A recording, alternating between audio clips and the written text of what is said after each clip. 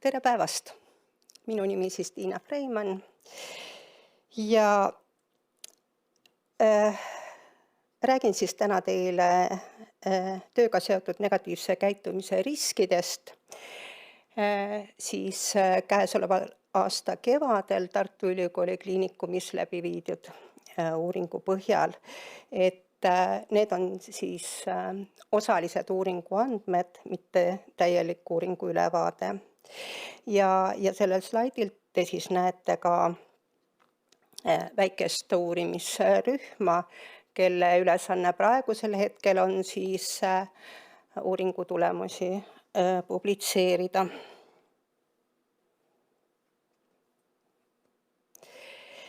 Nii, kõigepealt siis mõistetest.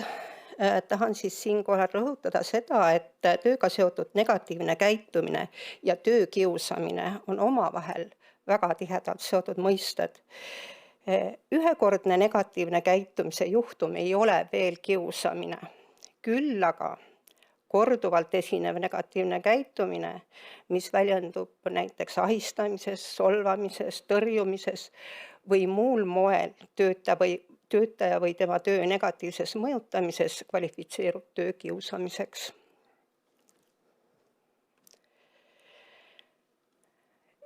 Tervishoius esineb sageli lubamatut käitumist ja töökiusamist, mistõttu kannatab tervishoiutöötajate füüsiline ja vaimne tervis. Ja varasemate uuringutest on teada, et töökiusamisega kaasneb näiteks madalam tööga rahulolu, sagedasem tööstress ja läbipõlemine, töölt puudumine haiguspäevade tõttu, töökoha vahetus ja töölt lahkumine. Ja olgu öeldud, et need on ainult mõned näited negatiivse käitumise ja töökiusamise selline negatiivne mõju avaldub nii üksikisikule, asutusele kui ka ühiskonnale. Töökiusamine võib olla seotud nii otseselt tööga või siis otsesel või kaudsel moel isikuga. Ja siin te näete töökiusamise erinevaid vorme ja viise, mida on väga palju ja mis seetõttu teeb selle nähtuse sellise tuvastamise üsna raskeks ja selle tõttu on väga oluline, et seda uurida ja siis ka seda töökiusamist ennetada. Ja selleks me siis vajame rohkem andmeid. Ja käesoleva aasta veebruarikuus viidigi Tartu Ülikooli Kliinikumis töötajate hulgas, keda on siis sel hetkel oli siis 4957 inimest, läbi siis ristläbilõikeline uuring psühhosotsiaalsed terviseriskid kliinikumi töötajatel, kus muu hulgas siis uuriti ka tööga seotud negatiivse käitumise esinemist ning seoseid psühhosotsiaalsete riskitegurite ja töötajate vaimse tervise probleemidega, et siis kavandada nende põhjal tõenduspõhiseid sekkumisi psühhosotsiaalse töökeskkonna parendamiseks ja tervisekahjude ennetamiseks.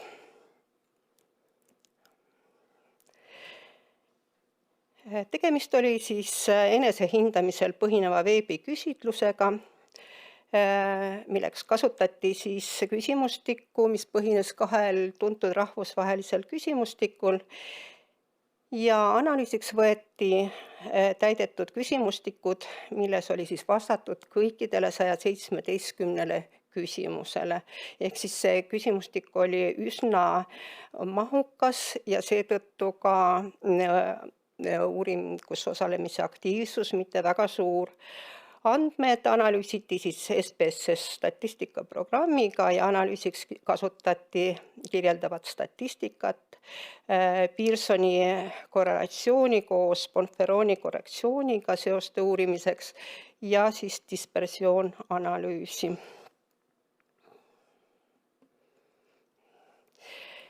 Elektroonilise küsimuse, mis saadeti nüüd kõikidele kliinikumi töötajatele, avas siis üldse 474 töötajat ja kõikidele 117 küsimusele vastas 257 töötajat, mis on siis 54% nendest, kes üldse küsimustikku avas ja sageli ka osadele küsimustele vastas.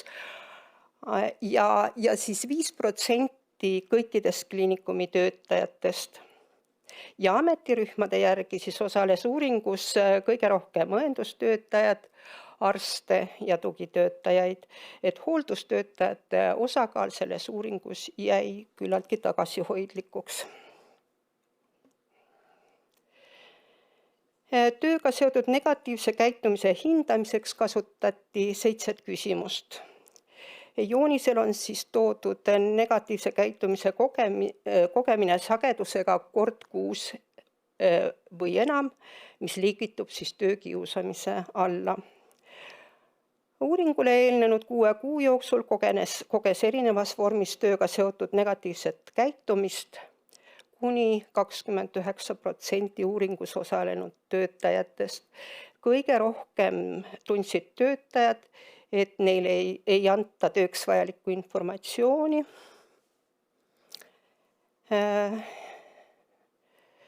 Siis kaitsetust liigse töökoormuse tõttu tajus ligi 18%, arvamuste ja seisukohtade ignoreerimist 14,4%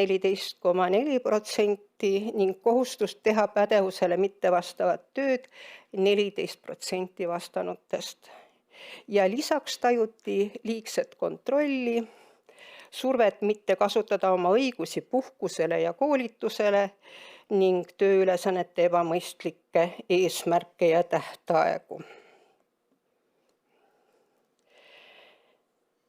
Peamised riskitegurid tööga seotud negatiivse käitumise esinemiseks olid siis töökoormus, töötempo ja emotsionaalne koormus. Te näete, punasega on need ära märgitud, kuna nende tegurite keskmised esinemissagedused, statistilised keskmised olid siis 100 punkti skaalal suhteliselt kõrged. Te näete siin 51, 46 ja 56.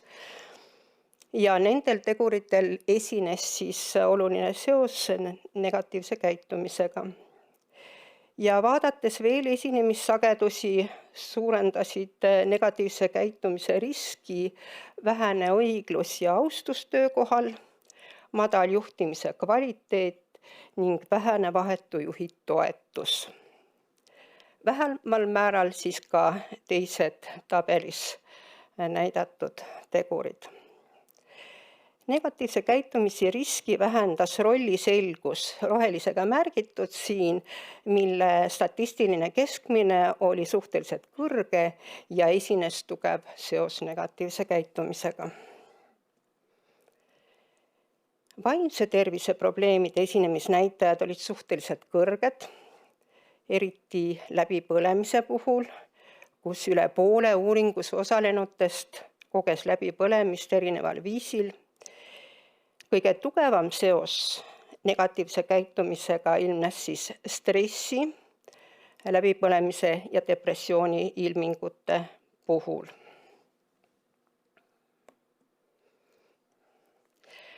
Uuringu põhjal võib siis öelda, et suur töökoormus, kiire töötempo ja emotsionaalne koormus olid tööga seotud negatiivse käitumise sageli esinevad riskitegurid, mis suurendasid stressi, läbipõlemise ja depressiooni ilmingute tõenäosust töötajate hulgas. Negatiivse käitumise riski töökeskkonnas suurendasid siis vähene õiglus ja austus töökohal, madal juhtimise kvaliteet ning vahetu juhi vähene sotsiaalne toetus. Riski vähendas rolli selgus. Ja soovitused tööga seotud negatiivse käitumise ennetamiseks peaksid põhinema laiaulatuslikele andmetele ja seetõttu oleks hea teada, missugune on negatiivse käitumise levimus kõikides Eesti haiglates. Antud slaidil on siis käesoleva ja varasemate uuringute põhjal siis soovitatud sekkumismeetmeid 3 tasandil. Riiklikul tasandil ja ühiskondlikul tasandil võiks siis väga mõelda töökiusamise teadlikkuse tõstmisele, koordineeritud ennetustegevusele ja loomulikult seadusandlusele. Siin on näitena toodud riike, kus sellised õigusaktid on täiesti olemas. Ja töökiusamise spetsialistide koolitus oleks ka väga vajalik. Asutuse ja organisatsiooni tasandil oleks vajalik piisav töötajate arv töökoormuse, töötempo ja emotsionaalse koormuse vähendamiseks, mis antud uuringus olid siis küllalt kõrged näitajad. Organisatsioonikultuuri arendamine, võttes arvesse siis erinevate uuringute tulemusi, negatiivse töökäitumise ennetamise protseduurid, juhised, kuid ma siinkohal ikkagi rõhutan, et juhised üksi ei tööta, et see, ütleme, organisatsioonikultuuri arendamine on väga pikk protsess ja sellesse tuleb väga palju panustada. Juhtimise eestvedamise treeningud juhtimise kvaliteedi parendamiseks, vaimse tervise toetamine, sealhulgas siis psühholoogiline nõustamine, kannatanute abiprogrammid ja ka siis negatiivse töökäitumise järelevalve ja sõeluuringud. Ja üksikisiku tasandil siis töö- ja puhkeaja planeerimine on väga oluline. Käesolevas uuringus siis tuli välja, et 25% uuringus osalejatest töötas koormusega üle 40 tunni nädalas. Suhtlemise, meeskonnatöö ja toimetulekuoskuste arendamine, tervislikud eluviisid, piisav ja tervislik uni, tervislik toitumine, kehaline aktiivsus ja jällegi sellest samast uuringust tuli välja, et 31% osalenutest ei olnud kehaliselt aktiivsed vähemalt 4 tundi nädalas. Alkoholi ja mõnuainete liigtarvitamise vältimine. 16% osalenutest tarvitas alkoholi kord nädalas või sagedamini. Ja kommenteerides kasutatud kirjandust ja üldse saadaval olevat kirjandust, siis ma pean ütlema, et sellised tervishoiuasutustes esineva negatiivse käitumise ja töökiusamise kohta on üsna vähe publitseeritud kirjandust. Et rohkem on töövägivalla vastu, mis on natuke erinev kui töökiusamine. Ja siinkohal siis ütlen, et meie väike uurimisrühm tahab siis panustada siia ja publitseerida siis töökiusamisest ja selle riskiteguritest siis teadusartikli rahvusvahelisse ajakirjandusse. Aga siinkohal suur tänu ja turvalist ja kiusuvaba töökeskkonda teile kõigile. Suur aitäh!